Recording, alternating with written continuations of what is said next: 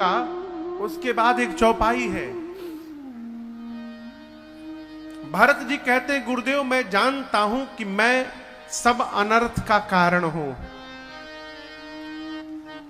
अयोध्या में जो उत्पात हुआ है सब मेरे कारण ही हुआ है, लेकिन एक बात का मुझे विश्वास है गुरुदेव।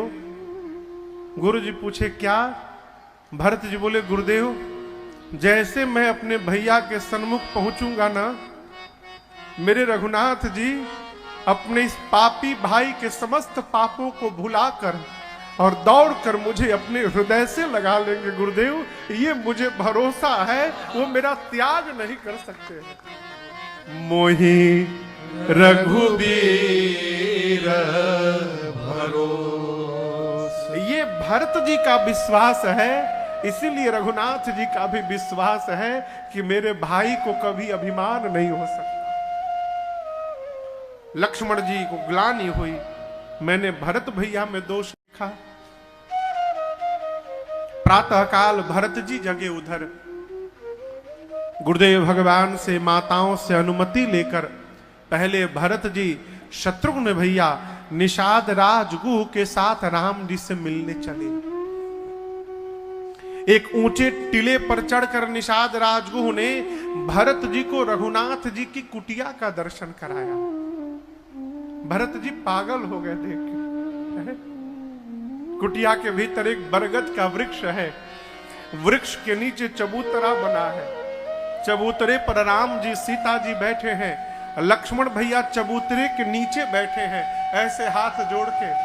राम जी ने लक्ष्मण जी से कुछ प्रश्न किया है और लक्ष्मण जी हाथ जोड़ के प्रश्न का उत्तर दे रहे थे। निषाद राजगुह भरत जी को लेकर भगवान की कुटिया के द्वार पर पहुंचे। बोले, भरत जी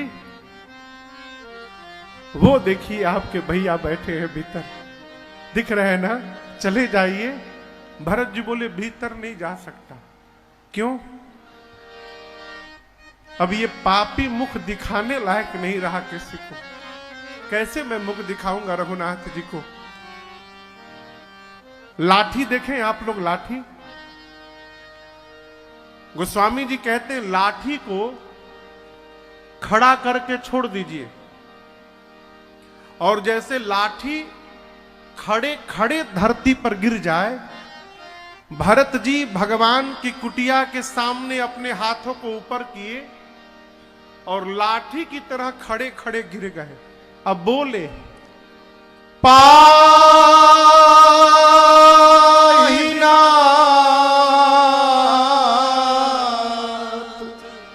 कही पाही गोसाई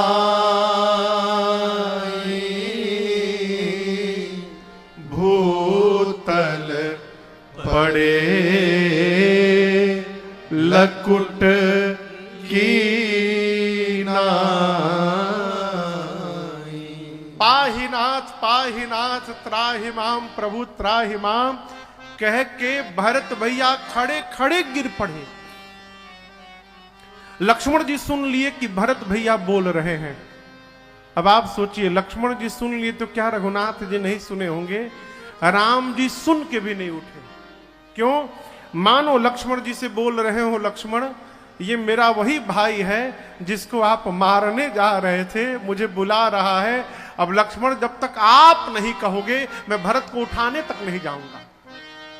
लक्ष्मण जी ने धरती पर सिर रख के प्रणाम किया और राम जी से बोले, प्रभु भैया भरत प्रणाम करत रघुनाथ। हे रघुनाथ जी, भरत भैया आपको प्रणाम कर रहे हैं। अब यहां दर्शन करिए भगवान के वेग का। लक्ष्मण जी के मुख से भरत शब्द निकला। क्या निकला? भरत। भरत। भगवान कितने वेग में गए, लक्ष्मण जी के मुख से भ निकला तो राम जी खड़े हो गए। र कहते तब तक राम जी जा चुके थे, और जब तक लक्ष्मण जी भरत का तौ बोलते तब तक राम जी भरत भैया के पास पहुंच गए थे। बाबा कहते हैं भगवान उठे, उठे राम सुनि प्रेम अधेरा, कहु पट कहु निसंग धनु तेरा, कहु पट कहु निसंग धनु तेरा, कहु पट कहु निसंग धनु तेरा। भगवान इतने वेग में गए भरतलाल जी के पास कि राम जी के शरीर का पटका, एक हाथ का धनुष, दूसरे हाथ का बाण और कमर का निसंग जिसमें बाण रखा जाता है, ये चारों शरीर से गिर गए। क्यों गिर गए? भरत जी भी 4 वस्तु छोड़कर आए थे, धर्म अर्थ काम और मोक्ष। राम जी भी 4 वस्तु छोड़ के दौड़े हैं। जितना त्याग करके हम और आप भगवान के लिए दौड़ेंगे, भगवान भी उतना त्याग करके हमारे लिए दौड़ जाएंगे। ये प्रसंग कहता है, उठे राम सुनि प्रेम अधेरा, कहु पट कहु निसंग धनु तेरा, कहु पट कहु निसंग धनु तेरा, कहु पट कहु निसंग धनु तेरा। ये पटका लक्ष्मण जी के पास गिर गया। राम जी तो चले गए। पटके ने लक्ष्मण जी से पूछा, लक्ष्मण जी आपको पता चला हम क्यों गिर गए? राम जी जाएंगे, भरत जी को उठाकर हृदय से लगाएंगे। यदि हम राम जी के शरीर पर रहते और राम जी भरत जी को गले लगाते तो हम 2 भाइयों के बीच में दीवार बन जाते। आज लक्ष्मण जी, भाई जब भाई से प्रेम करे ना तो बीच में किसी को दीवार नहीं बनना चाहिए, इसलिए हम नीचे गिर गए। उठे राम सुनि प्रेम अधेरा, कहु पट कहु निसंग धनु तेरा, कहु पट कहु निसंग धनु तेरा, कहु पट कहु निसंग धनु तेरा। धनुष बाण गिरे हैं। धनुष बाण ने लक्ष्मण जी से कहा, लक्ष्मण जी आप तो धनुष पर बाण चढ़ा के भरत जी को मारने जा रहे थे, लेकिन दर्शन करिए राम जी गए तो हम नीचे गिर गए। क्यों? लक्ष्मण जी, भाई जब भाई से मिलने जाता है ना, हाथ में हथियार लेके नहीं जाता है, प्रेम से भरा अपना हृदय लेकर भाई के पास जाता है, इसलिए हम नीचे गिर गए। उठे राम सुनि प्रेम अधेरा, कहु पट कहु निसंग धनु तेरा, कहु पट कहु निसंग धनु तेरा, कहु पट कहु निसंग धनु तेरा। राम जी पहुंचे भरत जी के पास और लगे भरत भैया को उठाने, लेकिन यहां दर्शन करिए भरत जी उठ नहीं रहे हैं। क्यों? भरत जी सोच रहे हैं जैसे उठूंगा ये पापी मुख भैया के सामने चला जाएगा। राम जी कहें, भरत यदि आप अपना मुख दिखाना नहीं चाहते हैं तो मैं कहता हूं आपका मुख मैं देखूंगा नहीं भाई। लेकिन एक बात कहूं भरत, जब तक आप मेरे हृदय नहीं लगेंगे तब तक आपके भैया के हृदय की पीड़ा समाप्त नहीं होगी। इसलिए एक बार हृदय लगिए और आप दर्शन करिए। रघुनाथ जी ने मुख नहीं देखा, गोस्वामी जी लिख रहे हैं, बरबस लिए उठा, बरबस यानी जबरदस्ती, भरत जी उठ नहीं रहे, बरबस लिए उठाई और बिना मुख देखे तुरंत उरलाए कृपा निधान। ऐ भरत जी को उठाए, अब बिना मुहुआ देखे हो रघुनाथ जी गले लगा लिए। गले लगने के बाद मुख पीछे चला जाता है और दोनों भैया गले लगकर भरत राम की मिलन लखी बिसरे सब अपान। भरत भैया और रघुनाथ जी आज गले लगकर माई बाप इतना रोए हैं, दोनों भैया गले लगकर। गोस्वामी जी कहते हैं दोनों भाइयों के इस वियोग को, प्रेम को देखकर वहां जो पत्थर थे नीचे, सारे पत्थर मोम की तरह पिघलने लगे। आपको ये बात सुनने में अजीब लगेगी, लेकिन सत्य है, प्रमाण आज भी है। कभी समय मिले तो चित्रकूट जाइएगा। कामदगिरी की जब आप परिक्रमा लगाएंगे और जैसे पश्चिम दिशा में जाएंगे तो वहां राम जी की कुटिया का स्थान आज भी है। और भरत जी और राम जी के मिलन के देखकर जो पत्थर पिघले थे मोम की तरह, वो पत्थर आज भी वहां सुरक्षित रखे गए हैं। सरकार ने दीवार बनाकर उनको घेर दिया है। लोग जाते, मैंने दर्शन किया है, जैसे मोम पिघलता है पत्थर पिघल गए। अब आप कल्पना करिए, जिस प्रेम का दर्शन करके पत्थर पिघल गए हो, वहां जो जीवित बचे होंगे उनकी क्या दशा हुई होगी। गोस्वामी जी तो अपन कलम रख दिए, बोले मेरे बस का नहीं है इस प्रेम की व्याख्या करना। सो मैं कुमति, अपने को कहते हैं गोस्वामी जी कुमति, कहां के मैं कैसे लिखूं भरत जी और राम जी के प्रेम को। चारों भैया मिले, भरत जी, शत्रुघ्न जी, सीता जी से मिले। निषाद राजगुरु ने सूचना दी, पूरा परिवार आया है। राम जी दौड़ कर गए, गुरुदेव भगवान से मिले। और गुरु जी से मिलने के बाद पता है राम जी किससे मिले? कहिए। अपनी कौशल्या मैया से नहीं मिले, अपनी कैकेयी मैया से मिले। गोस्वामी जी कहते हैं राम जी ने प्रणाम नहीं किया। प्रथम राम भेंटी कैकेयी, सबसे पहले राम जी ने मां कैकेयी को भेंटा। राम जी मां को भेंटेंगे नहीं, राम जी मां को दंडवत करेंगे।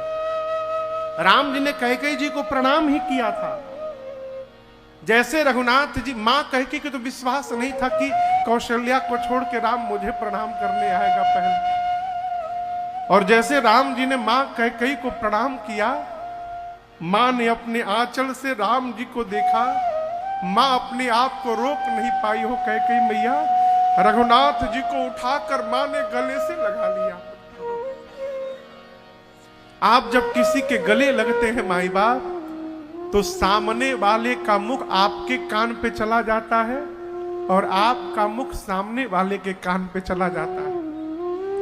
कैकेयी मैया ने रात, अब भरत मुझे मां नहीं कहता है, कोई मेरे से बात भी नहीं करता है राम, इस हजारों की भीड़ में तुम्हारी मां अकेली हो गई है। राम जी ने कहा, मां संसार तुमसे बात न करे तो क्या हुआ, देखो आज राम आया तो राम सबसे पहले अपनी मां कैकेयी के ही पास आया। मैं तुम्हारे साथ खड़ा हूं और जीवन पर्यंत तुम्हारे साथ खड़ा रहूंगा।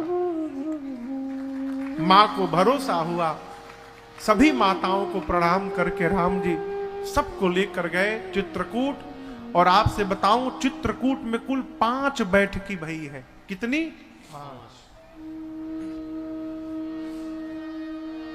पहली बैठकी जाते समय भई, तुरंत गुरुदेव ने जगत की नायक चर्चा करके पूरी सूचना राम जी को दी। आपके वियोग में आपके पिताजी चले गए। दूसरी बैठकी 2 दिन बाद भई। अयोध्या के लोग आपस में बैठे।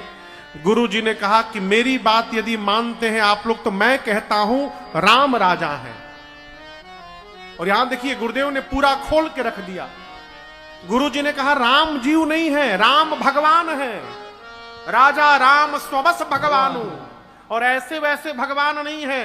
राम ऐसे भगवान है कि त्रैलोक्य उनकी आज्ञा का पालन करता है। ब्रह्मा, विष्णु, महेश, चंद्रमा, सूर्य, पवन, पावन, यम, दिग्पाल सब राम की आज्ञा का पालन करते हैं। मैं रघुकुल का गुरु हूं। यदि मेरे से आप लोग उपाय पूछेंगे तो मैं कहूंगा कि राम की ही आज्ञा का पालन करने में हमारा आपका सबका हित है। क्या किया जाए? भरत जी बोले, गुरुदेव आप कहिए क्या किया जाए।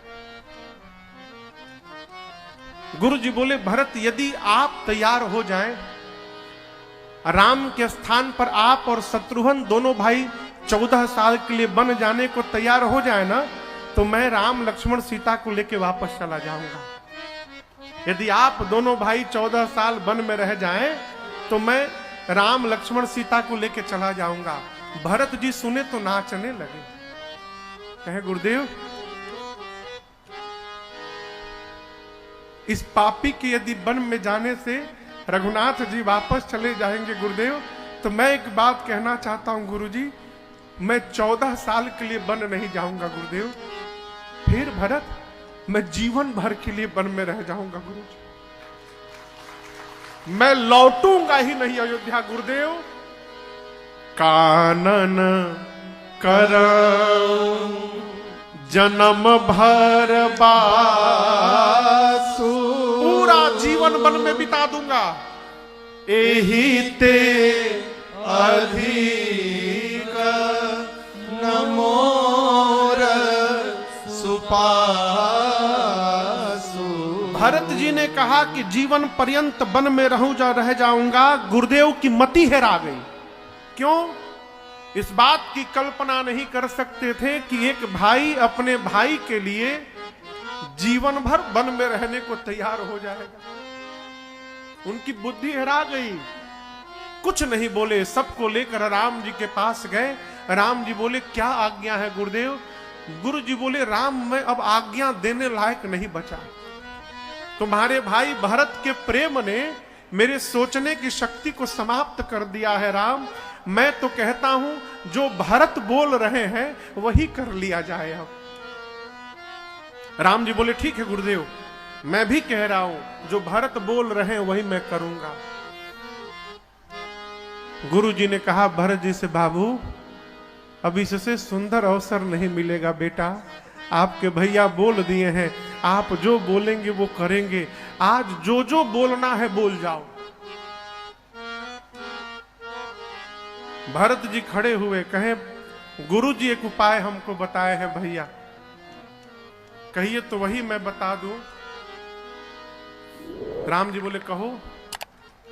भरत जी बोले, भैया अरे हमार भैया जी हो, हमार भैया जी हमके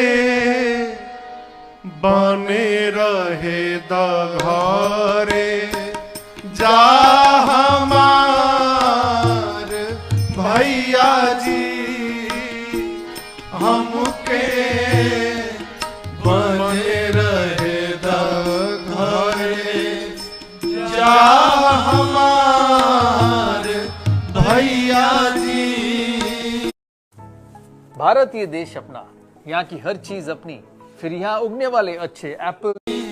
ए हमार भैया जी हो, हमार भैया जी,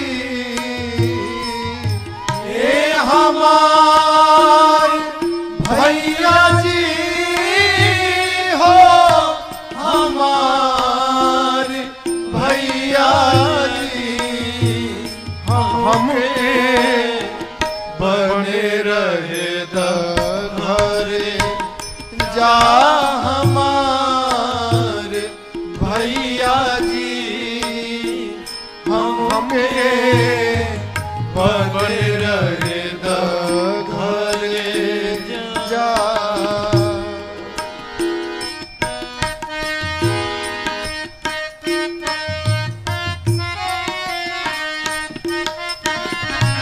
राम जी बोले, अकेले कैसे रहोगे? बोले, अकेले ना भैया, शत्रुहन संग हम वन में रहब हरदम।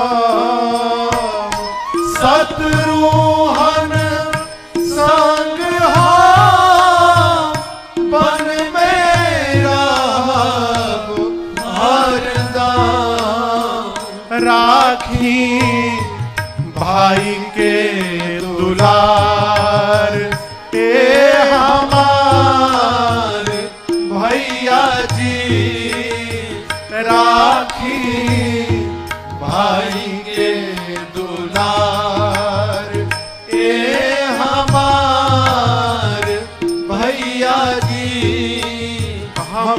के बने रहे घरे जा। भरत जी बोले कि मैं और शत्रुघ्न दोनों भाई वन में रहेंगे जीवन भर। राम जी बोले नहीं हो सकता ये, मैं नहीं रहने दूंगा आप दोनों को वन में। अब भरत जी कहा बोले तो बहुत सोच के बोले, नाही मनबा ए नाथ तो हमारो के राखो साथ। नाही मनबा ए नाथ तो हमारो के राख साथ। जैसे तीन वैसे चार ए हमार भैया जी, जैसे तीन वैसे चार ए हमार भैया जी। हमके बने रहे घरे जा हमार भैया जी। हमके बने रहे घरे, हमके बने रहे घरे, हमके बने रहे घरे जा। गोस्वामी जी कहते हैं भरत जी ने 3 बात कही। लक्ष्मण को छोड़िए, मुझे साथ में रखिए।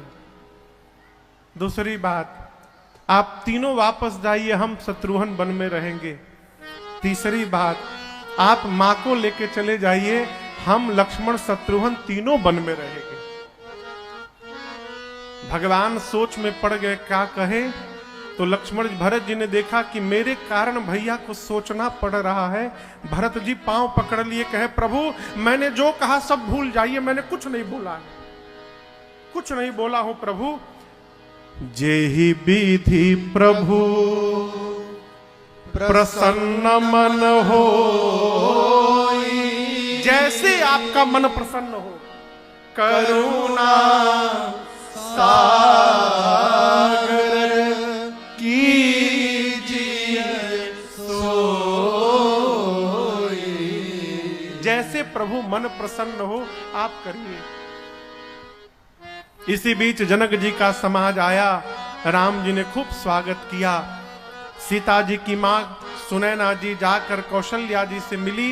कौशल्या जी ने कहा महाराज जनक से कहिए कि वो राम के साथ लक्ष्मण को छोड़े, भरत को साथ में रख ले। जब सुनैना जी ने ये बात जनक जी से कही तो जनक जी कहे चिंता मत करो, जितना मैं जानता हूं भरत वही करेंगे जो उनके भैया राम कहेंगे। फिर सभा बैठी, चौथी सभा। सब एक दूसरे पर भार टालने लगे तो लक्ष्मण जी बोले, भरत जी बोले भैया मैं बोलूं मैं क्या चाहता हूं। मैं चाहता हूं आप मुझे आज्ञा दीजिए, आप जो आज्ञा देंगे प्रभु मैं उसका पालन करूंगा। राम जी बोले भाई आप अपने धर्म को भी जानते हैं और मेरे धर्म को भी जानते हैं। आप पिताजी के सत्य को जानते हैं, प्रेम को जानते हैं, उनकी कीर्ति को जानते हैं। भरत यदि संध्या से पहले सूर्य अस्त हो जाए तो कहिए संसार में किसको कष्ट नहीं होगा। वैसा ही उत्पात अपने घर में भया, समय से पहले पूज्य बाबूजी चले गए। लेकिन भरत अभी हम और आप अनाथ नहीं भय हैं। देखिए ना, पिता के रूप में जनक जी महाराज बैठे हैं और भगवान के रूप में साक्षात गुरुदेव भगवान अभी बैठे हैं। हम और आप अनाथ नहीं भय हैं। हम तो एक ही बात कहेंगे भरत, अपने धर्म का आप पालन करिए और मेरे से मेरे धर्म का पालन करवा दीजिए। भरत जी बोले भैया मैं धर्म तो जानता नहीं हूं, प्रयाग में मिल रहा था छोड़ के चला आया मैं। मेरे लिए एक ही धर्म है कि आखिरी सांस तक आपकी आज्ञा का पालन करते रहना है। आप आज्ञा दीजिए। राम जी बोले यदि मुझे ही बोलना है तो मैं बोल देता हूं। भाई चलिए आज हम और आप मिल के बंटवारा कर लेते हैं। जैसे राम जी ने बंटवारा कहा, भरत जी कांप गए। कहें भैया संपत्ति को मैंने भी ठोकर मारा है, उस संपत्ति को आपने भी ठोकर मारा और आप मेरे से बंटवारा करेंगे। राम जी बोले बंटवारा करेंगे भाई, लेकिन संपत्ति का बंटवारा नहीं करेंगे। हम दोनों भाई आज अपने घर की विपत्ति का बंटवारा करेंगे। हम लोग विपत्ति बांटेंगे। संपत्ति तो सब बांटते हैं। जीवन में इस बात का ध्यान रखिएगा, ढूंढिएगा वो कौन है जो आपकी विपत्ति बांटने को तैयार हो गया। यदि अपने भाई से बंटवारा करना है तो संपत्ति का बंटवारा ना करिए माई बाप, बांटना है तो अपने भाई से विपत्ति का बंटवारा करिए। भगवान से कहिए कि प्रभु उतनी ही संपत्ति हो पास में कि मतिया ना बौरा जाए। घर में संपत्ति बढ़ने लगती है तो अपना भाई ही शत्रु दिखाई देने लगता है साहब। यदि संपत्ति आने के बाद भाई से अलग हो जाना है तो अच्छा है कि गरीब बन के रहा जाए माई बाप, कम से कम भाई तो साथ में रहेगा। यहां राम जी ने कहा संपत्ति नहीं विपत्ति बांटेंगे। कैसे? 14 वर्ष मैं वन में रहूंगा और 14 वर्ष मेरे भरत जाके अयोध्या में रहेंगे। ये बंटवारा हुआ है।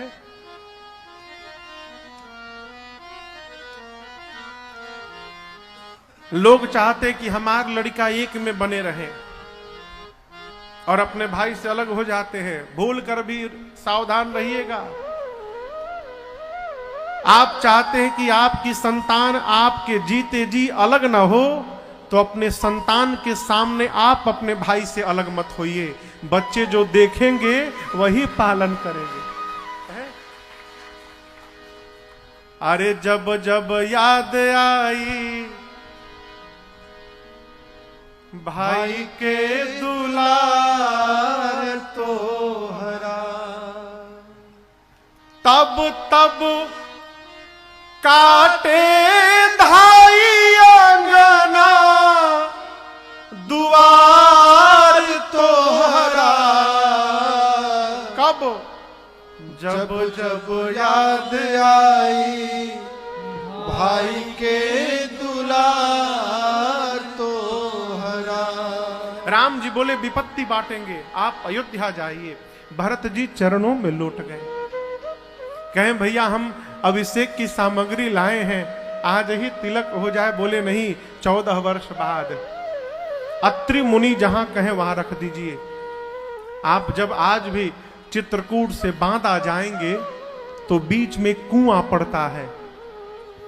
अत्रि मुनि जाकर उस कुएं में सारी राज्याभिषेक की सामग्री डलवा दिए और बोले भरत आज के बाद इस कुएं का नाम भरत कूप पड़ेगा, और जो भी मनुष्य इस कुएं के जल को एक बार भी अपने ऊपर छिड़क लेगा उसे उसी समय धरती के समस्त तीर्थों में स्नान करने का फल प्राप्त हो जाएगा। उस कूप की महिमा रहेगी। राम जी से आज्ञा लेकर भरत जी 5 दिन चित्रकूट का दर्शन किए। 6वें दिन आखिरी बैठकी है, 5वीं बैठकी। विदा का समय आया। राम जी ने खूब सिखाया भरत जी को कैसे रहना है, क्या करना है। भरत जी से राम जी बोले भाई आप मुखिया होके जा रहे हैं। घर के मुखिया को जानते हैं कैसा होना चाहिए। हम लोग 5वीं कक्षा में थे तो एक दोहा पढ़े थे, वो यही दोहा था।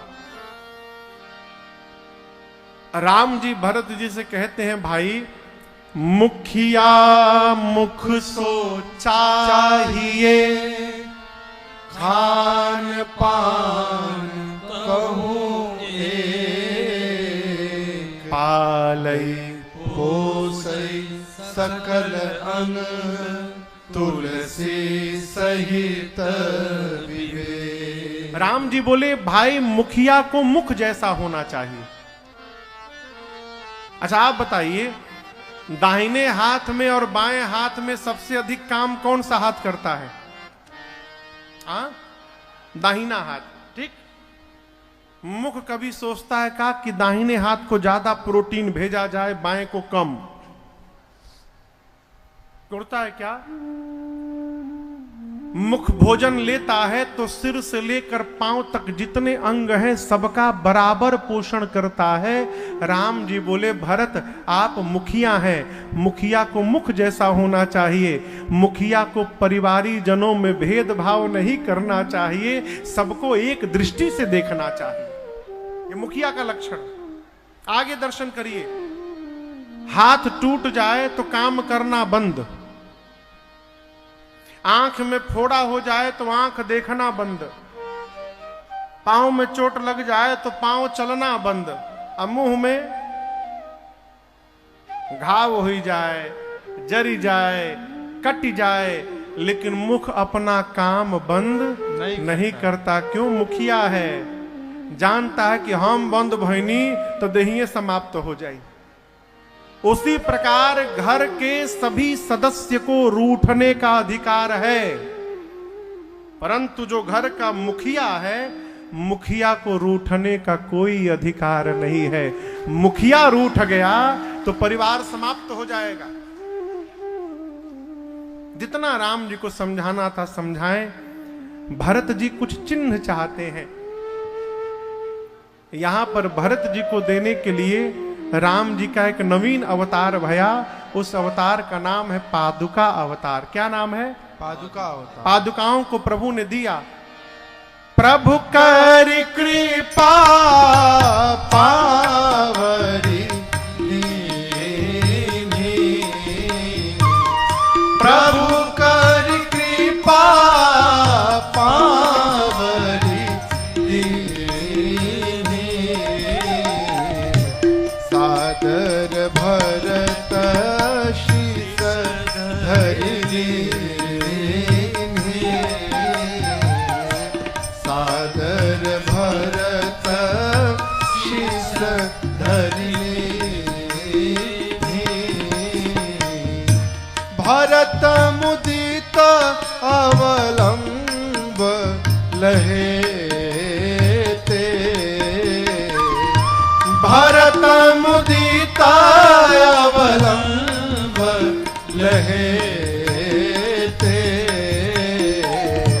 अस सुख जस सिय राम रहे ते, अस सुख जस सिय राम